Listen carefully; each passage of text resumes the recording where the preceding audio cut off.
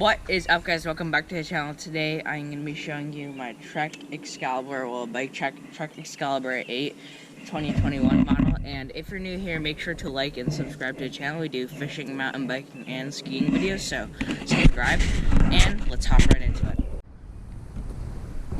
Okay, here at the front we have a RockShox Judy air spring suspension fork with 100 millimeters of travel with lockout and rebound settings, and it's a Boost 110 or Boost 110 hub, and the wheels or the rims are Bontrager's double wall tubeless tire rims, which you could combat tubeless, but these tires you can't combat tubeless. It's their XR3 comps, and they're 2.2 inches wide, and this is also a nice cool feature is that it comes with a quick release, so you can just take this off nice and quick. And let's move up where we have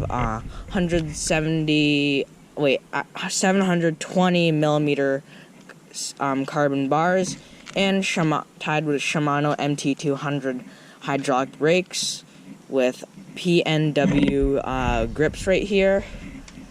And for the shifter, I have a SRAM SX shifter, and the stem is 32 millimeter Bontrager stem.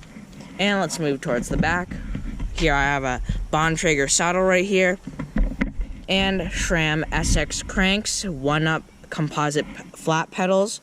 And let's move on to the cassette and the derailleur.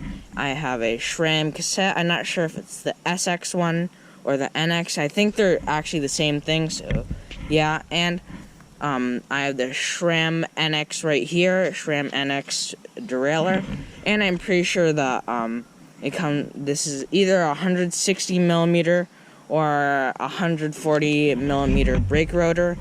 And yeah, I think I'm gonna wrap up the video here, and yeah, it's basically my bike for you, and I'll see you guys in the next one.